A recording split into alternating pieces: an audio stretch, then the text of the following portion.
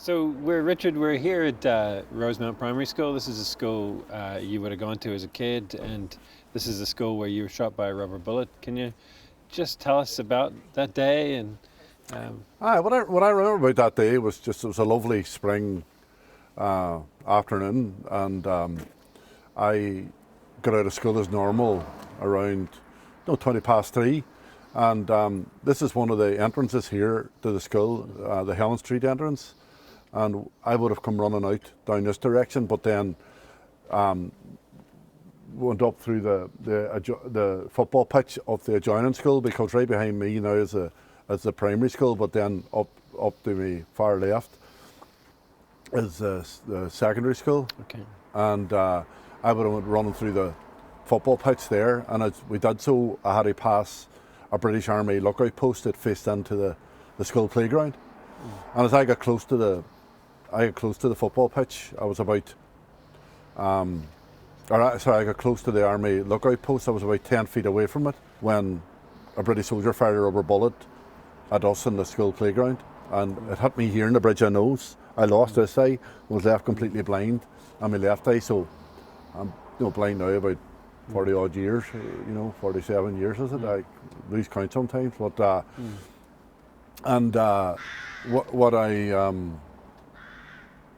the next thing I remember is I woke up and I was lying on the school canteen table where my music teacher, Mr. Giles Doherty, he heard the bang, he ran up and carried me and put me on the school canteen table, Okay, wow. And your family home was close by here?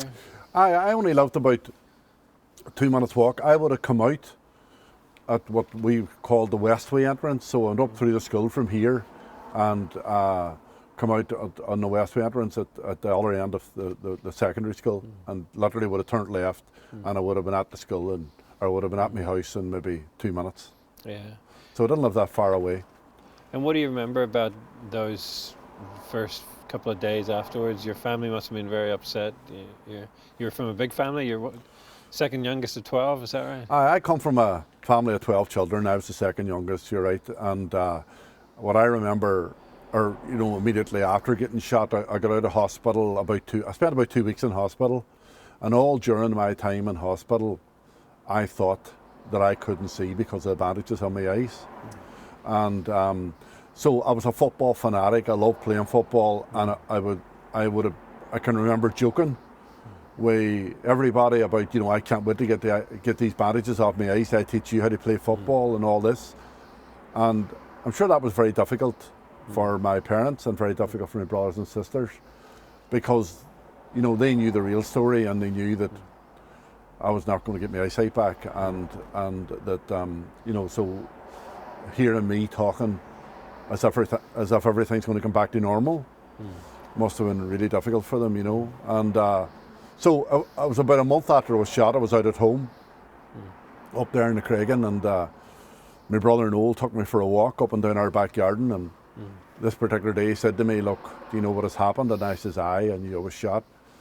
And they said, "Do you know what damage was done?" And I said, "No." And that's when he told me that I would be blind for the rest of my life. So, and to be honest, I took it literally in my stride that day, until I went to bed that night. And when I was in bed on my own, I don't know what happened, but I began to cry about blindness, really. And I felt this enormous sense of loss, that I was never going to see my mommy and daddy's faces again. And I cried myself to sleep that night, Wow. And you said that's one of the only times you really cried about it, is that right? It's the only time I cried about blindness, really. I think, I'm not saying blindness was a bed of roses, but to be honest, blindness has been a positive experience for me, and and there are times in my life when I miss my eyesight. There is, like, for example, when my two daughters were born. I have two daughters, Neve and Enya, and like when they were born, I was there in the ward when they came into the world for the first time, and I couldn't see them.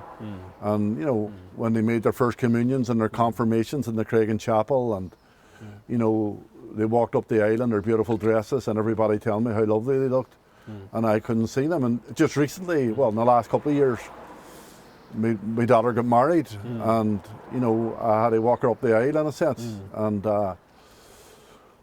you know, she was wearing her beautiful wedding dress, and I always knew that day would come, and you know, I found those things difficult, and I always will. I'll always find moments like that where eyesight matters, you know, difficult. I couldn't, you know, my daughter, you know, 26, 27 years of age, you know, a big day in her life, big day in all her lives, her getting married, and you know how important it is to a girl when she gets married, and how beautiful they look, and I would just love to have seen her. I would love to have seen them when they made their first communions and confirmations, and I've accepted the fact that that's going to be the story of my life. I'm always going to, there's going to be times in my life when not being able to see is going to be emotional. And I'm not afraid of it. I understand it's going to happen, and I think I'm glad to say that it's momentary, because I have the ability to sort of see the bigger picture. You know, using the example of my daughter getting married, I was there, I was able to give her away, I was able to share that day with her and take part in the ceremony, and you know, enjoy what every other parent enjoys with their children. But there's just some wee things that you will miss, that will never be the same. You know, even things as simple as photographs. Like I've lost both my parents now, my mommy and my daddy, and quite often when I'm visiting my sisters and stuff, they would be getting out photographs of my mommy and daddy. And the only photographs I have is my memories. I can't look at a photograph. And they would describe what they look like at different ages. And even they were just talking about, God, there's Molly Gardens, and there's my daddy, look, sitting on the back step of Molly Gardens, and so, and you know, I would love to be able to see it. I genuinely would. But it's just a reality, so that's the way it is. I just wonder, you know, we're standing here at the school where, you know, a terrible thing happened that changed your life, but the rest of the world at the moment is dealing with a kind of a pandemic. I wonder, you know, and you know, it's caused isolation and sadness, and I just feel talking to you, you've got such a sense, you've always seemed to have such a sense of hope and future, and you've got your charity work. Is there anything you could kind of say to the world in a sense right now, you know? Well, I think, you know, the important part about my story is not being shot and blinded. What's important about my story is what happened from the moment I was shot and blinded. And if I'm anything, I'm an example of what happens when you have love and compassion. You know, the reason why I am a happy and contented blind person, the reason why Children in Crossfire even exists, is because of that love and compassion in my life.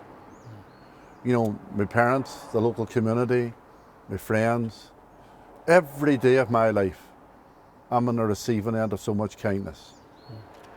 And a lot of it is it's people respond to me because I'm blind, because of what happened, being shot and blinded. So when you look at my incident,